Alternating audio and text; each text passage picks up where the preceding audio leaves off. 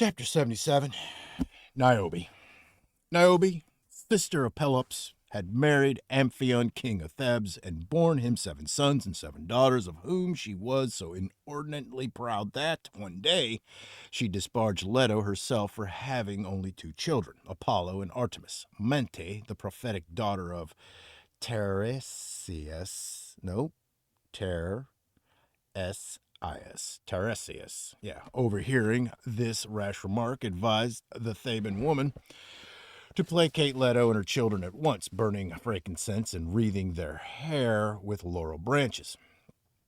When the scent of incense was already floating in the air, Niobe appeared, followed by a throng of attendants and dressed in a splendid Phrygian robe, her long hair flowing loose. She interrupted the sacrifice and furiously asked why Leto, a woman of obscure parentage with a mannish daughter and a womanish son, should be preferred to her, Niobe, grandchild of Zeus and Atlas, the dread of the Phrygians, and a queen of Cadmus's royal house.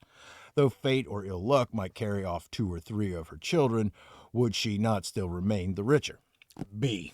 Abandoning the sacrifice, the terrified Theban woman tried to placate Leto with murmured prayers, but it was too late. She had already sent Apollo and Artemis armed with bows to punish Niobe's presumption.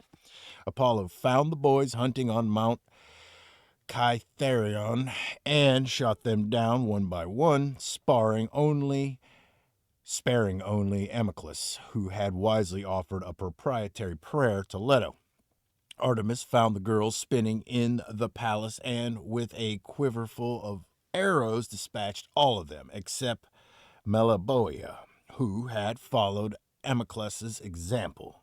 These 2 survivors hastened to build Leto a temple, though Meliboea had turned so pale with fear that she was still nicknamed Chloris when she married Neleus some years later. But some say that none of Niobe's children survived and that her husband Amphion was also killed by Apollo. C. For 9 days and 9 nights, Niobe bewailed her dead and found no one to bury them, because Zeus, taking Leto's part, had turned all the Thebans into stone. On the 10th day, the Olympians themselves deigned to conduct the funeral. Niobe fled overseas to Mount Sipylus, the home of her father Tantalus, where Zeus, moved by pity, turned her into a statue which can still be seen weeping copiously in the early summer. D. All men mourned for Amphion, deploring the extinction of his race, but none mourned for Niobe except her equally proud brother, Pelops. Footers. 1. The number of Niobe's children is given by Homer as 12, and according to various scholists, by Hesiod as 20, by Herodotus as 4, and by Sappho as 18.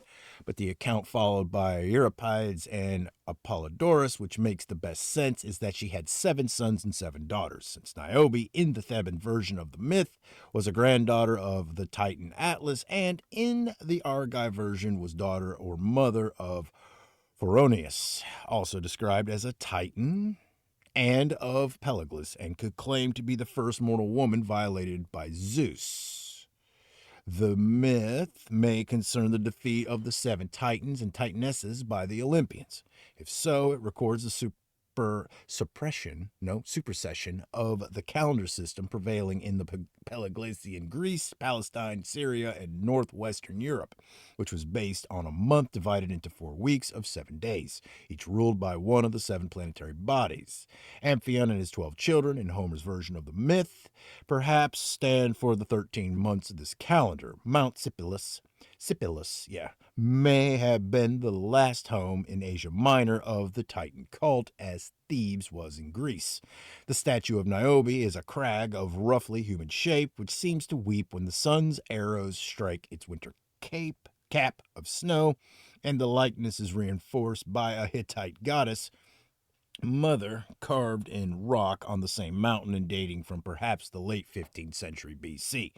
Niobe probably means snowy, the B representing the V in the Latin nivis, or the PH in the Greek nipha. One of her daughters is called chiad by hyginus, a word that makes no sense in Greek unless it be a worn-down form of chinos, nephades, snowflakes. 2. Parthenius gives a different account of Niobe's punishment. By Leto's contrivance, Niobe's father fell incestuously in love with her, and when she repulsed him, burned her children to death. Her husband was then mangled by a wild boar, and she threw herself from a rock. This story, confirmed by the scholiast on Euripides' Phoenician women, is influenced by the myths of Cinyras, Smyrna, and Adonis, and by the custom of burning children to the god Moloch. All right. Very good.